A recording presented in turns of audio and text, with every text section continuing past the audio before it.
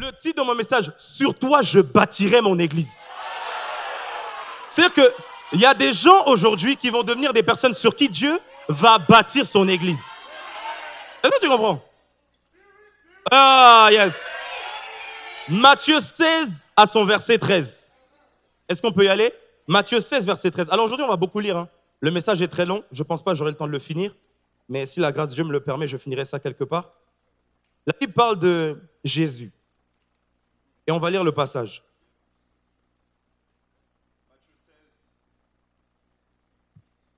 Matthieu 16, verset 13.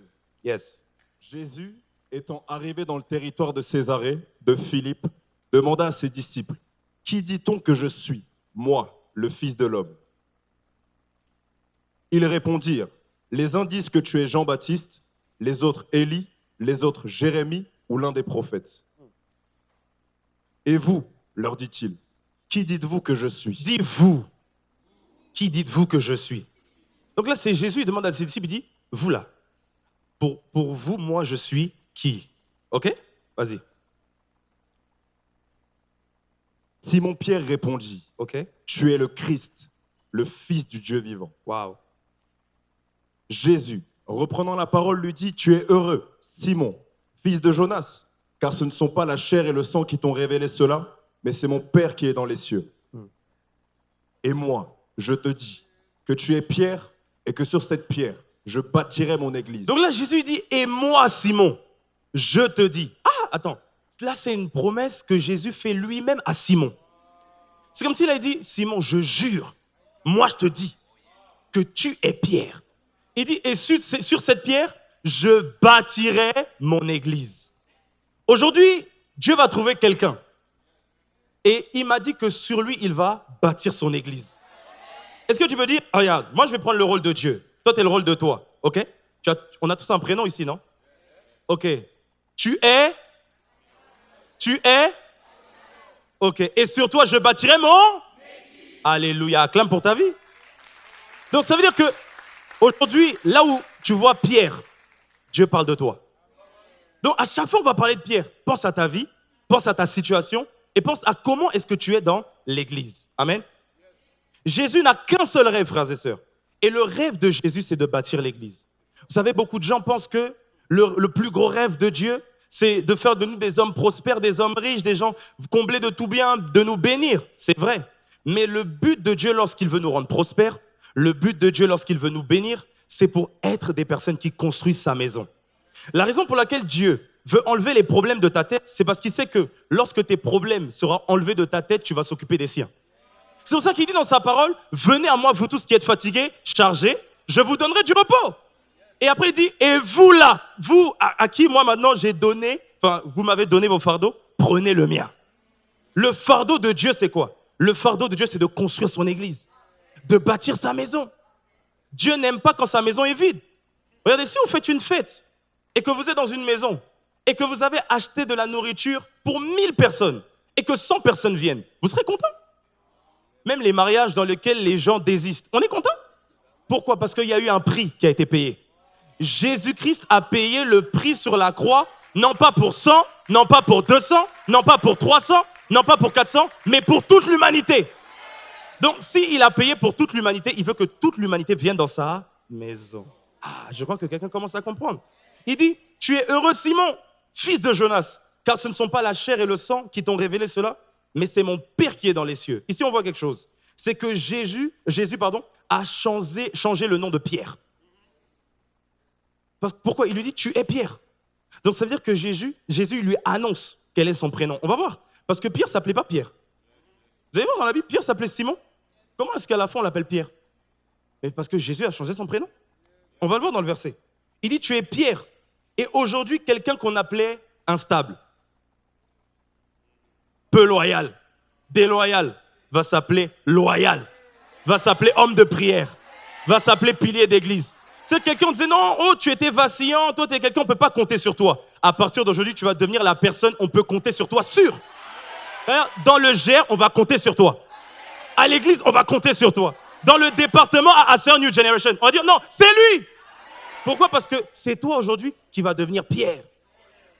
On va voir un peu l'histoire de Pierre. Qui veut voir l'histoire de Pierre? Ok, on va voir ensemble. Premier contact de Jésus avec Pierre. On le voit dans Matthieu 4, verset 18. Donc c'est le premier contact de Jésus avec Pierre. On va noter le premier contact et on va voir le dernier contact. Est-ce qu'on peut y aller? Matthieu 4, verset 18. Ok. Comme il marchait le long de la mer de Galilée, il vit deux frères, Simon appelé Pierre et André son frère, qui jetaient un filet dans la mer, car ils étaient pêcheurs. Ok. Il leur dit, suivez-moi, et je ferai de vous des pêcheurs d'hommes. Il dit, suivez-moi et je ferai de vous des... D'accord. Ensuite, verset 20. Aussitôt, ils laissèrent les filets et le suivirent. Aussitôt, ils vont obéir à la parole de Jésus, qui les appelle à les suivre. Ils vont laisser les filets et ils vont le suivre. Ok? Est-ce que maintenant on peut aller dans le dernier contact de Jésus avec Pierre? Donc là, on a vu le premier. Là, on va voir le dernier. Jean 21, verset 22. Non, il y a quelqu'un qui va être touché aujourd'hui. Alléluia. Est-ce que tu peux lire ça? Jésus lui dit, Ouais. si je veux qu'il demeure jusqu'à ce que je vienne, que t'importe? Donc là, Jésus il est en train de parler à Pierre. Parce que juste avant, il vient de parler à Jean, qui était un autre disciple de Jésus. Et il dit, Jean, peut-être qu'il ne va pas mourir. Et là, Pierre, il dit, comment ça, il ne va pas mourir? Moi aussi. Et là, il dit, non, que t'importe. Si lui, là, j'ai décidé de faire en sorte qu'il ne meure pas, c'est son problème. Après, il va dire quoi maintenant? Toi, suis-moi. Toi, suis-moi. Donc le même suis-moi que Jésus a dit à Pierre au début, c'est le même suis-moi qu'il lui dit à la fin. Non, attends. C'est quand même fou que dans le premier contact de Jésus, Jésus dit à Pierre, suis-moi. Et dans le dernier contact de Jésus, Jésus dit à Pierre, suis-moi. C'est-à-dire que le message de la vie de Pierre, c'était la loyauté. Le message de sa vie, c'était la loyauté. Et quand tu regardes, la chose sur laquelle le diable a attaqué Pierre, c'est la loyauté. Tu vois bien, quand Jésus-Christ il va à la croix, le diable le tente. Et quand le diable le tente, maintenant il dit, je ne connais pas Jésus. En gros, moi, non, lui là, je ne l'ai jamais connu, je ne l'ai jamais vu. C'était quoi? La déloyauté. Donc la chose sur laquelle Pierre il a été attaqué, c'est la loyauté. C'est pour ça que tu vois qu'au début et à la fin, Jésus lui enseigne ce principe. Il y a des gens ici, votre problème, ce ne sera pas le péché. Il y a des gens ici, notre problème, ce ne sera pas le péché. Il y a des gens, notre problème, ça peut être la loyauté.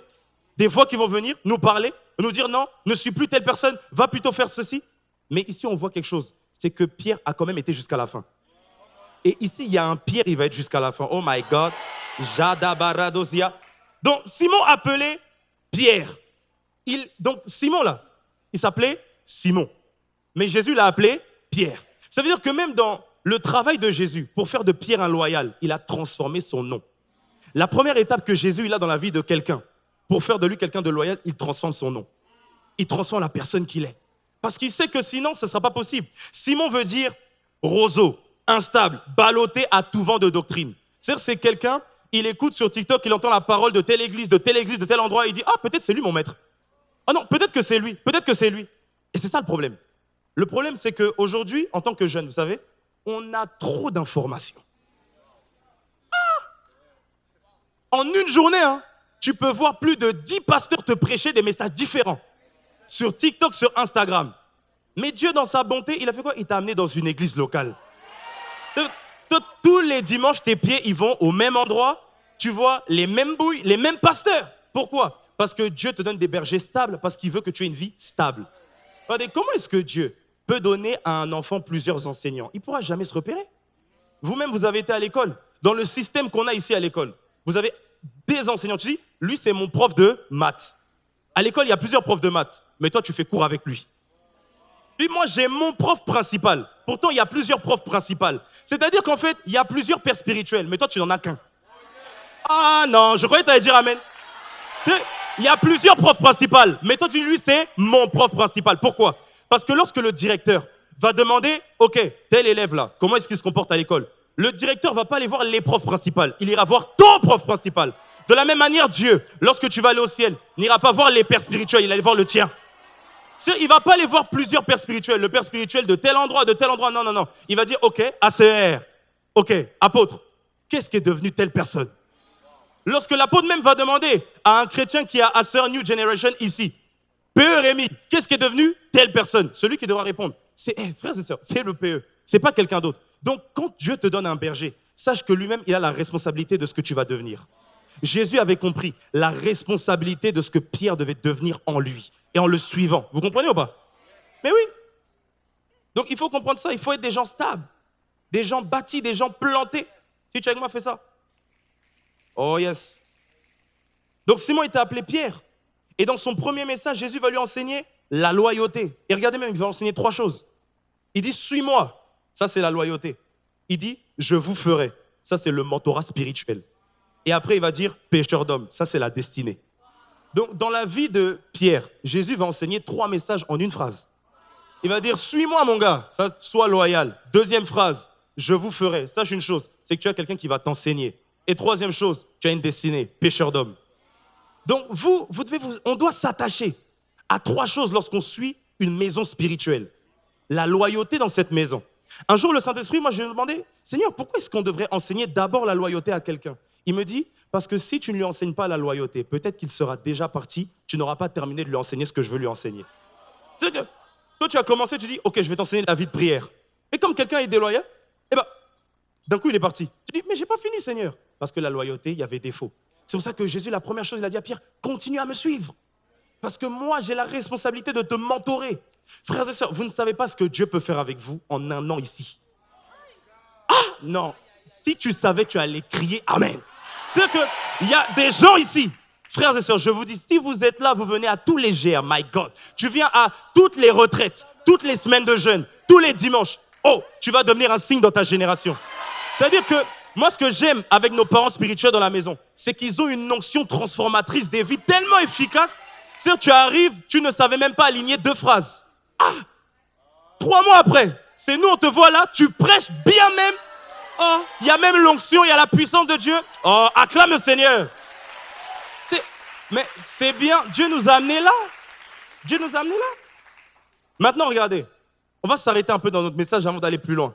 Et on va voir quelque chose de très important dans votre vie. Dis avec moi, très important. On va voir qu'il y a 3 types de relations que l'on peut avoir dans notre vie. Il y a 3 types de relations dans la Bible. Donc, de Genèse à Apocalypse, vous allez voir 3 types de relations. Vous voulez les connaître? Ah, t'es sûr que tu veux? Ok, tu veux. On va voir le premier type. Le premier type, c'est les connexions. Qu'est-ce que c'est les connexions? Dis avec moi connexion. Ce sont des relations superficielles ou fonctionnelles. Elles sont temporaires, basées sur des intérêts, des besoins ou des circonstances. En gros, oh, s'il te plaît, Respo Samira, est-ce que tu peux me passer le stylo? Et bien là, je viens, boum, elle m'a passé le stylo. Maintenant qu'elle m'a passé le stylo, j'ai plus forcément besoin d'avoir une relation avec elle. Il y avait un intérêt. Vous comprenez? Merci beaucoup, Respo. Donc ça, c'est les connexions. Ce sont des personnes qui viennent dans ta vie pour un moment ou une saison, mais ne sont pas destinées à rester longtemps. Et vous devez savoir repérer quel type de relations sont des connexions dans vos vies. On doit savoir repérer ça. Jean 6, verset 26 va nous dire, Jean 6, 26, un exemple biblique de ça. Jésus leur répondit, en vérité, je vous le dis, vous me cherchez, non pas parce que vous avez vu des miracles, mais parce que vous avez mangé des pains et que vous avez été rassasiés. C'est-à-dire que la foule suivait Jésus par connexion. Lorsque vous lisez la Bible, ce n'étaient pas des gens, ils étaient associés à Jésus.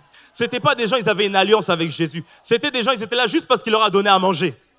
Quand Jésus leur a donné à manger, la même foule qui disait « Oh, donne-nous à manger », il a critiqué Jésus. Donc vous devez comprendre que les connexions peuvent être avec vous un jour et contre vous l'autre jour. Important. Deuxième type de relation. Le deuxième type, les associations. Dis avec moi association. Lorsque vous voyez le mot association, on voit le mot associé. Ce sont des relations de collaboration. Donc quand quelqu'un fait un business avec un autre, il collabore pour avoir un résultat, des finances. Donc ils vont être associés. Vous comprenez? Il dit, plus profondes que des simples connexions, elles peuvent être utiles pour accomplir une tâche ou poursuivre un objectif commun. Elles ne sont pas toujours fondées sur des valeurs communes et profondes. Ça veut dire que les associations durent plus longtemps que les connexions, mais ce n'est pas forcément parce qu'on a les mêmes valeurs. Comme quelqu'un dans un business peut être associé à un inconverti alors qu'il est croyant. Ça ne veut pas dire qu'ils ont les mêmes valeurs de vie, pourtant ils marchent ensemble pendant un moment. Et même ils peuvent marcher ensemble pendant 5 ans, mais la personne reste inconvertie, lui il est chrétien. Donc ce n'est pas quelque chose de profond, mais c'est quelque chose qui dure dans le temps et c'est une collaboration. Un exemple biblique, Acte 15, verset 37. Ah, il faut prendre le stylo.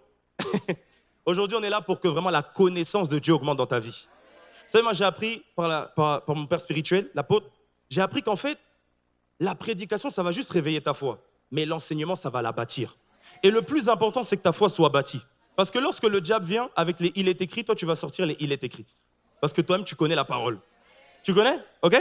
Donc, il dit, Barnabas voulait emmener aussi Jean, surnommé Marc, mais Paul jugea plus convenable de ne pas prendre avec eux celui qui les avait quittés depuis la Pamphylie et qui ne les avait point accompagnés dans leur œuvre. Ce dissentiment fut assez vif pour être cause qu'ils se séparèrent l'un de l'autre et Barnabas, prenant Marc avec lui, embarqua pour l'île de Chypre. Donc là, ici, on voit quelque chose. C'est qu'il y a Barnabas et il y a Paul qui, dans leur marche ensemble, ils ne sont plus d'accord en fait.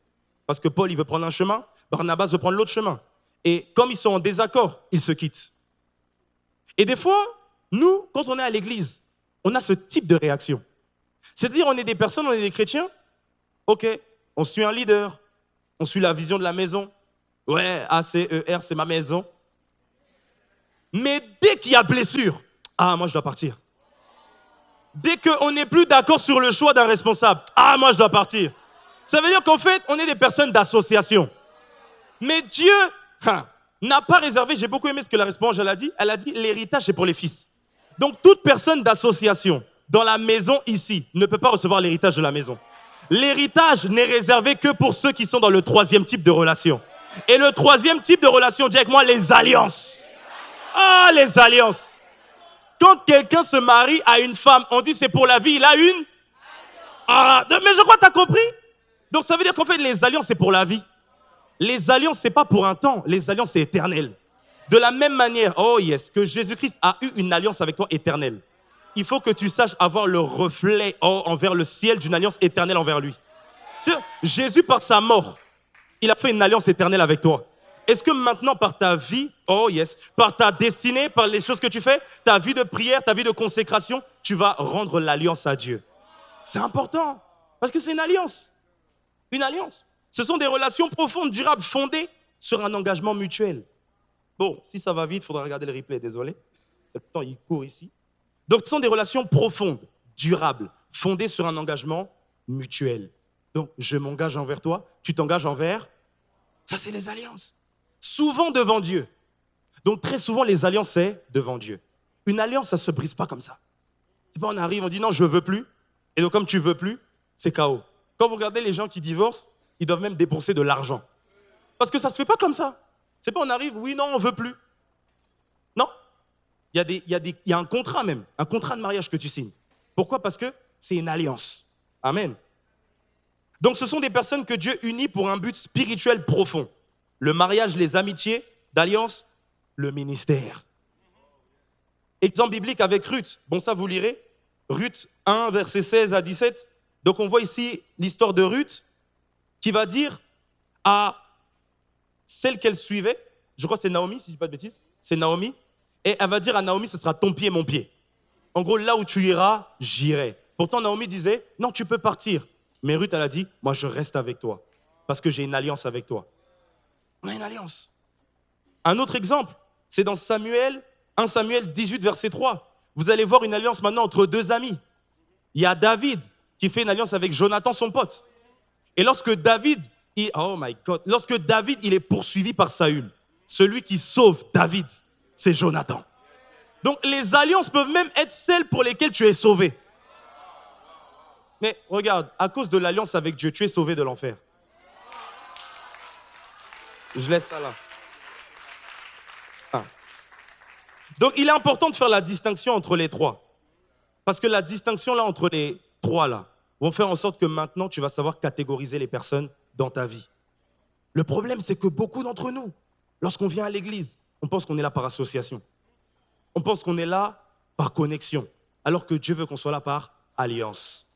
À partir du moment où Dieu, tu as entendu sa voix, et Dieu t'a dit, ACER, c'est ta maison. Sache qu'il est en train de bâtir une alliance. Bâtir une alliance.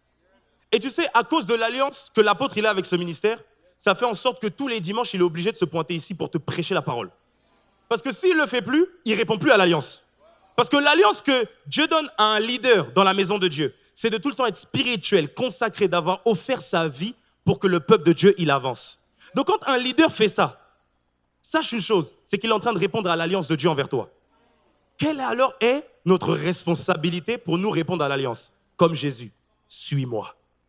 Le but, c'est de suivre la vision que Dieu a donnée à cette église. Suivre la vision que Dieu a donnée aux leaders de cette église. Lorsque tu es en train de suivre, tu es en train de répondre et d'exécuter l'alliance. Tu exécutes l'alliance.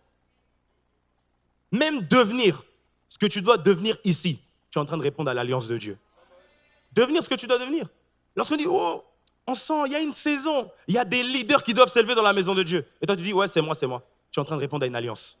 Tu réponds à une alliance. Et ça fait en sorte que tu prends en autorité, en position dans la maison de Dieu. Mais revenons à Pierre un peu. Dis-moi, sur moi, Dieu veut bâtir son église. Pourquoi est-ce que je parle du fait que Dieu veut bâtir? Parce que Dieu, on vous a dit que l'église de Dieu, c'est sa maison. Si l'église de Dieu, c'est sa maison, c'est que sa maison, elle doit être bâtie quelque part. Qui ici a vu une maison volée? Moi, je ne veux aucune maison volée. Bon, il y a les êtres humains qui aiment bien faire des maisons au ciel, il y a des hôtels qui existent. Vous connaissez les hôtels aériens, là, dans des bulles? Moi, je ne suis jamais allé là-bas, pardon. Je tiens à ma destinée. Mais en tout cas, il y a des choses qui sont des fondations. Et les fondations, c'est qu'une maison, normalement, elle se tient sur des piliers. Elle se tient sur des structures. Et elle est fondée sur des choses. Et donc, Dieu veut bâtir son église sur moi. Et Dieu veut bâtir son église sur toi. Regardez, allons dans Matthieu 16, verset 18. Et c'est là où tu vas comprendre l'importance que tu as dans la maison de Dieu. Matthieu 16, verset 18, il dit, Et moi, je te dis que tu es Pierre, ouais, et que sur cette pierre, je bâtirai mon église, yes. et que les portes du séjour des morts ne prévaudront point contre elle. Donc là, il dit, toi, tu es Pierre, et sur cette pierre, je bâtirai mon église. Jésus ne dit pas simplement que Pierre s'appelle Pierre, mais il dit aussi qu'il en est une.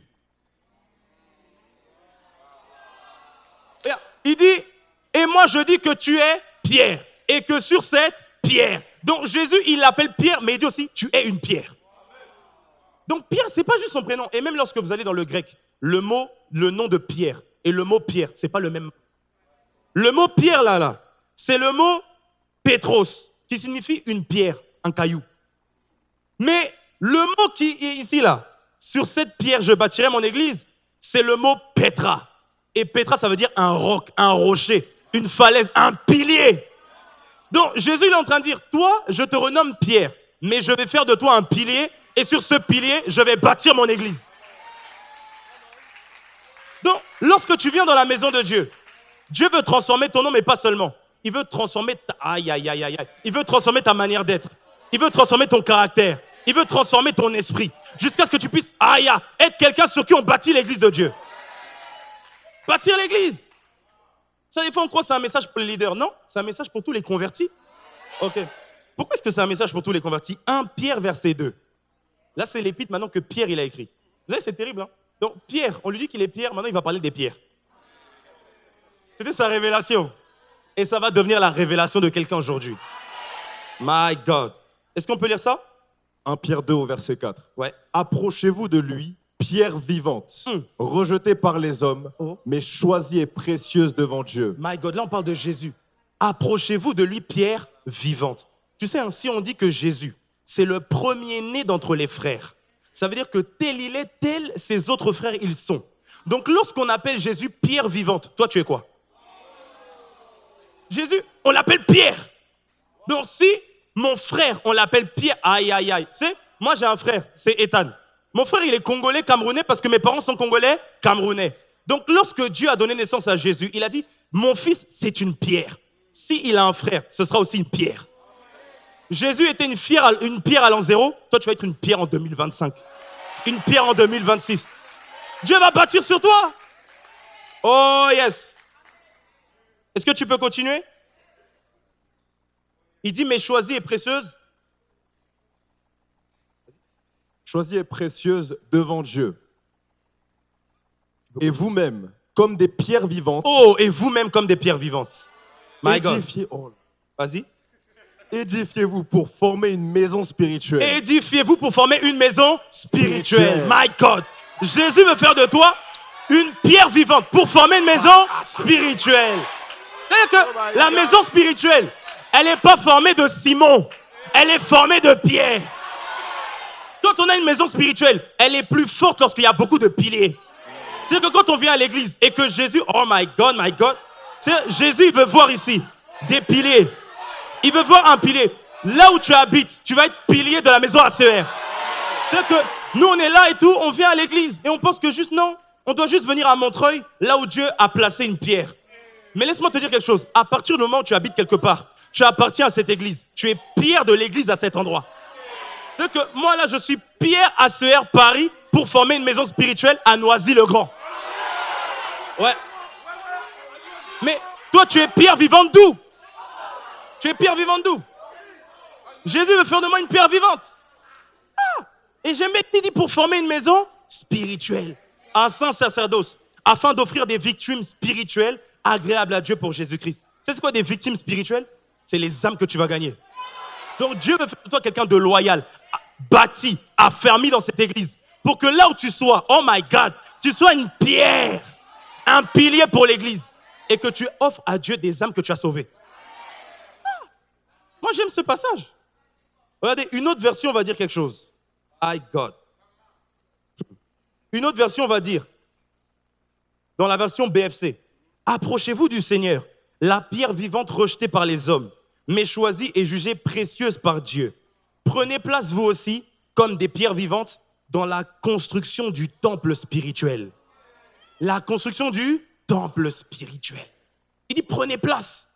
Donc il y a une place qui nous attend dans la construction du temple sur New Generation. Et il faut que tu répondes à cet appel. Il faut que tu répondes. Alléluia.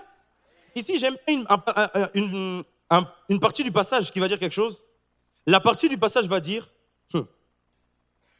que Jésus, c'est une pierre vivante, rejetée par les hommes, mais choisie et précieuse devant Dieu. J'aimerais parler à quelqu'un qui se sent rejeté par les hommes. C'est pas parce que dans le monde, on t'a pas choisi pour être un pilier de l'association, pilier du groupe, pilier de tout simplement notre groupe d'amis sur Snap. C'est pas parce que là-bas on t'a pas choisi pour être un pilier qu'à l'église tu seras pas un pilier. Il y a des fois des personnes dans le monde, ils étaient négligés, ça devient les plus grands pasteurs ici. Aujourd'hui, on est dans le culte Next Generation. Ça veut dire que normalement du culte Next Generation, il doit sortir des piliers. C'est-à-dire des personnes qui, l'année prochaine, ou même dans quelques mois, tu vas tenir ici et c'est toi qui es en train de bâtir l'église de Dieu. Oh my God! C'est-à-dire que Dieu, il veut former des personnes solides ici, frère. Solides! Solides! Parce que tu es rejeté des hommes, mais pas devant Dieu. C'est-à-dire que, oh my God, tu vois, il y a des hommes, ils te voient, ils disent, non, lui, on n'en a pas besoin. Dieu dit, c'est pile poil celui qu'il me fallait. Non, c'est lui. Oh my God, je me vois comme ça. Je suis pile la personne que Dieu veut. Pile la personne que Dieu veut pour apporter le réveil. Pile la personne que Dieu veut pour prêcher dans cette génération.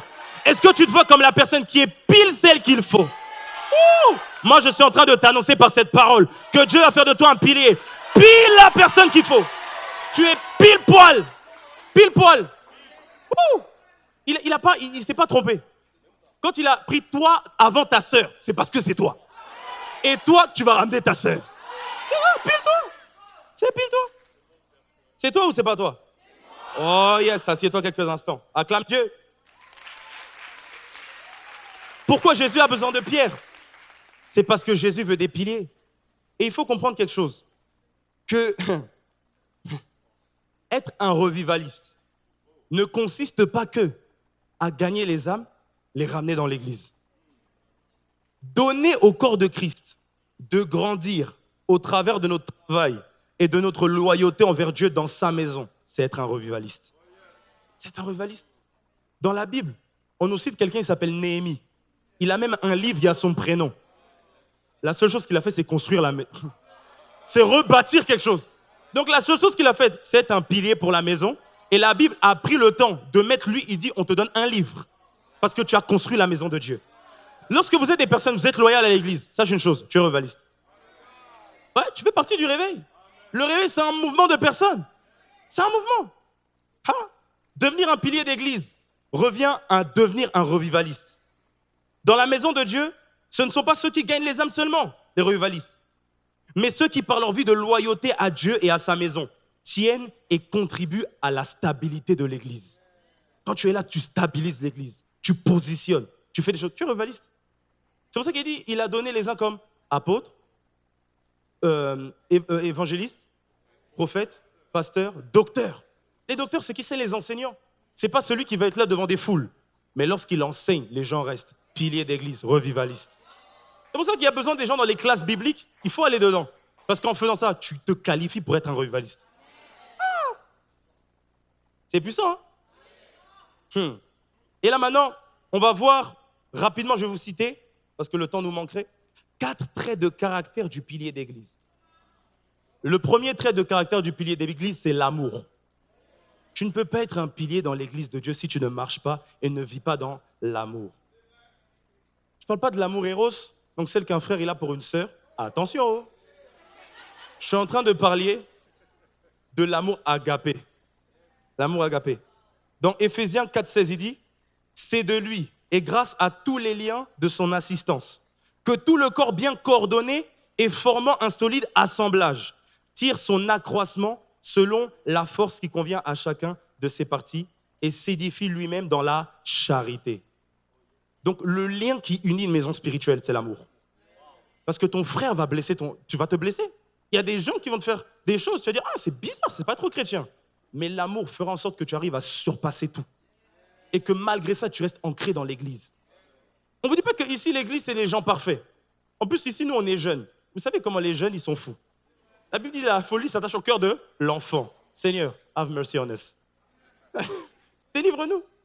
Mais si tu es planté dans l'amour, il est impossible que la blessure de quelqu'un puisse te déstabiliser. Impossible que les critiques, les moqueries de quelqu'un te déstabilisent. Tu vas rester planté dans l'église. Rester planté. La deuxième chose, c'est la foi. Ah, j'avais beaucoup de choses à dire sur la foi. Tiens. Pourquoi est-ce que la foi? Juste, on va faire rapidement. Qui parle anglais ici? Anglophone? Right. La foi en anglais, c'est le mot faithful. Non, la fidélité. La fidélité, c'est le mot faithful. Autrement dit, plein de foi. Donc, quelqu'un qui est fidèle, c'est quelqu'un qui est plein de foi. Tu ne peux pas me dire tu es loyal à l'église, mais il te manque la foi. Et lorsque Jésus va prier pour Pierre, il dit « Pierre, j'ai prié pour toi afin que ta foi ne défaille point. Et lorsque tu seras converti, affermis tes frères. » En gros, Pierre a manqué de loyauté parce que sa foi elle a commencé à bégayer. Donc c'est la foi de Pierre qui a fait en sorte qu'il soit loyal à Jésus. Et c'est la foi qui va faire en sorte que jusqu'à la fin, tu vas rester à l'église. C'est la foi qui jusqu'à la fin va faire en sorte que tu vas rester ancré à Dieu. C'est la foi. On dit, je ne sais pas si je vais rester jusqu'à la fin. Je confesse, déclare au nom de Jésus que je poursuis ma marche à ACER. Je déclare au nom de Jésus-Christ que je suis un pilier à ACER. Je déclare au nom de Jésus que je continue à gagner les âmes dans cette église. Je déclare au nom de Jésus. C'est comme ça qu'un homme de foi prie. Et quand le diable vient lui dire quelque chose qui est contraire à sa foi, il dit, oh, t'es fou quoi. Moi, je déclare tous les jours fatigué ça. Tu penses que... Ouf. Amen. C'est les hommes de foi. Et il y a des ennemis. Les ennemis, vous les lirez dans Luc 8, verset 11. Avec la parabole des 4 types de terre. Jésus va parler de la terre le long du chemin que les démons viennent enlever. Tu ne pourras pas être un homme de foi. Parce que si les démons viennent enlever la parole qu'on a semée en toi, ça, il faut faire attention. Ce que je t'enseigne là, garde ça dans ton cœur. Que personne n'enlève. C'est pour ça qu'il ne faut pas être sur Snapchat, parce que sinon, quand la parole, elle passe, tu ne l'as pas. Il ne faut pas être sur TikTok pendant le culte. Il faut écouter la parole. Le deuxième ennemi, selon le même verset, c'est le manque de racines. Quand on manque de racines, on n'a pas la doctrine de la maison. On ne pourra pas être un pilier dans l'église. Je vous donne ça rapidement. Vous irez étudier le verset, c'est dans Luc 8. Le troisième, c'est les soucis et les plaisirs du monde. Et j'ai beaucoup aimé parce que mes sœurs, Morgane et Lauriane, ils ont très bien parlé de ça au deuxième culte. Il faudra aller regarder le replay. Les soucis du monde, ça peut vous enlever de l'église. Tu sais, tu crois plus en Dieu. Non, mais si Dieu, il était avec moi, pourquoi est-ce que ça m'arrive? C'est pour éprouver ta foi, frère. Et faire de toi quelqu'un de plus solide. Parce que les épreuves, ça crée en nous la persévérance. Et la persévérance, ça engraine encore, ça mature notre foi. Amen. La troisième chose qui fera de nous un pilier d'église, c'est l'obéissance. L'obéissance fera de toi un pilier d'église. L'obéissance à la voix de Dieu. L'obéissance aux instructions. L'obéissance. Et vous verrez ça dans la vie de Moïse, si vous étudiez Moïse. À un moment, Dieu lui dit, frappe le rocher, la première fois. Il frappe, Dieu dit, c'est bien. La deuxième fois, Dieu lui dit, parle au rocher. Il frappe, Dieu lui dit, c'est mauvais. Comme pour dire, lorsque tu ne fais pas forcément ce que Dieu t'a demandé de faire, c'est la désobéissance. Même si avant, c'était la chose qu'il fallait faire. Et la quatrième chose, c'est être un leader. Et là, j'aimerais que tu puisses comprendre quelque chose. Lorsque Dieu t'appelle à être un pilier d'église, Dieu t'appelle à être un leader. Être un leader dans la maison de Dieu revient à devenir un pilier. Lorsqu'on reste tout le temps comme quelqu'un, il faut prendre soin de nous. Quelqu'un, il faut toujours nous enseigner. Mais quelqu'un qui n'a rien à dire aux autres. On ne pourra jamais être assez fort pour résister à tout ce que le diable a prévu contre notre vie. Mais devenir un pilier d'église, c'est devenir un leader. Vous savez, dans les maisons, on appelle des choses qui s'appellent des murs porteurs. Les murs porteurs, c'est les piliers principaux qui soutiennent le toit. Donc, être un pilier dans l'église, c'est être capable de prier pour le toit de la maison, c'est les parents spirituels. Et lorsque tu es un pilier d'église, c'est pas juste... tu es capable. Tu es tellement enraciné dans l'église que tu prends des temps dans la semaine. Seigneur, merci pour la vie de l'apôtre. Je déclare au nom de Jésus que son ministère s'élance encore. Pilier d'église. Et pilier d'église, c'est aussi quelqu'un qui est capable de soutenir la maison spirituelle. Alléluia. OK? Donc il faut que tu prennes cet engagement de devenir un leader dans la maison.